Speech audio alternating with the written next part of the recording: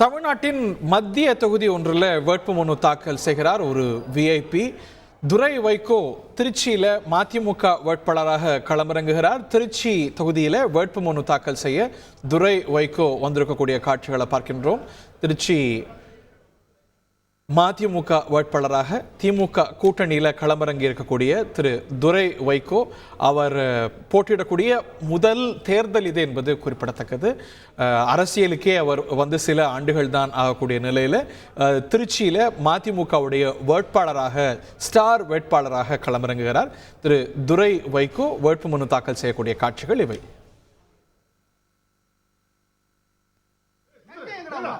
இதை பற்றிய மேலும் விவரங்களோடு செய்தியாளர் கார்த்திகேயன் இணைகிறார். கார்த்திகேயன், ஓற்றியூர். வணக்கம். இந்தியாவில் 18வது பாராளுமன்ற தேர்தல் நடைபெற உள்ளது. தமிழகத்தில் ஏப்ரல் மாதம் 19ஆம் தேதி ஒரே கட்டமாக தேர்தல் நடைபெற உள்ளது. இதற்காக வேட்புமனு தாக்கல் கடந்த 20ஆம் தேதி தொடங்கி விறுவிறுப்பாக நடைபெற்று வருகிறது. திருச்சியில் கடந்த 20ஆம் தேதி முதல் திருச்சி மாவட்ட ஆட்சித் தலைவரும் தேர்தல் நடத்தும் அலுவலருமான பிரதீப் குமாரிடம் தேர்தலில் போட்டியிடும் வேட்பாளர்கள் மனு தாக்கல் செய்து வருகின்றனர். இதுவரை திருச்சி பாராளுமன்ற தொகுதிக்கு 4 பேர் வேட்புமனு தாக்கல் செய்துள்ளனர். இந்நிலையில் இன்று அதிமுக வேட்பாளர் கருப்பையா, மதிமுக வேட்பாளர் துரை வைகோ, அம்மா மக்கள் முன்னேற்ற கழக வேட்பாளர் செந்தில்நாதன், நாம் தமிழர் கட்சி வேட்பாளர் ஜல்லிக்கட்டு ராஜேஷ் ஆகிய 4 பெரும் கட்சிகளை சார்ந்த வேட்பாளர்கள் இன்று ஒரே நாளில் மனு தாக்கல் செய்ய உள்ளனர்.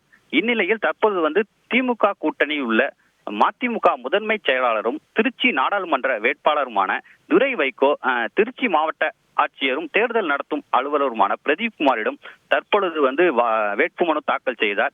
இவருடன் மேயர் அன்பழகன், சட்டமன்ற உறுப்பினர் இனிகோ இருதயராஜ் உள்ளிட்டோர் உடன் இருந்தனர். தற்பொழுது இந்த வேட்புமனு 28ஆம் தேதி சரிபார்க்கப்பட்டு 19ஆம் தேதி தேர்தல் நடைபெற உள்ளது. நன்றி கார்த்திகேயன். செய்திகளை உடனுக்குடன் தெரிந்து கொள்ள உடனே சப்ஸ்கிரைப் பண்ணுங்க.